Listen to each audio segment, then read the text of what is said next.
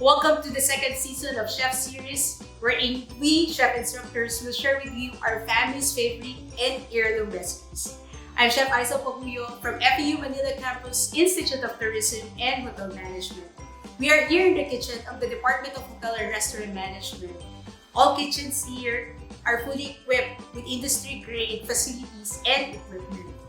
Students really enjoy using their laboratory in their kitchen classes such as culinary, baking, international cuisine, and catering. For today, I'm going to share with you my Lola's favorite recipe, Asado De Carajay. My memory with Asado De Carajay is from my Lola's recipe. She is a Kapampangan.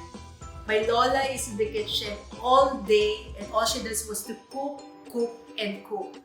Asado De Carajay is a very simple recipe. It needs minimal ingredients and it's a chicken marinated in soy sauce, smothered with liver sauce.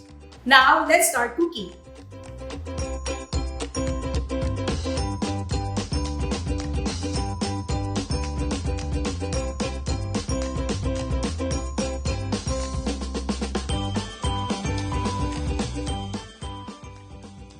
First, you have to marinate the chicken and liver in soy sauce and pepper for at least 30 minutes. While waiting, mince the garlic and red onion. Start heating up oil in pan until smoking hot. Sear marinated chicken, ensuring that all sides are browned, and reserve the liquid marinade. It is not necessary to fully cook the chicken in browning as we will still cook it with the marinade. Using the same pan, brown the chicken liver and set aside. Deglaze the pan with water because we will use this liquid for the liver sauce later. Bring back the seared chicken in pan, adding the marinade, vinegar, and bay leaf. Bring to boil and simmer without stirring.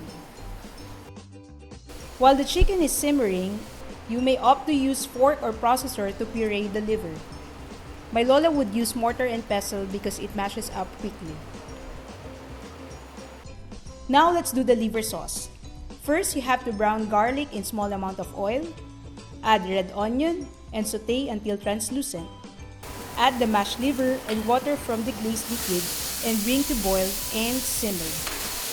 Then add sugar. Transfer the entire mixture into simmering chicken. You can add water if necessary and cook chicken until done. Season to taste.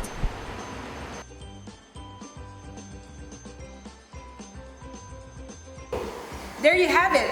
This is our chicken asado de carajay.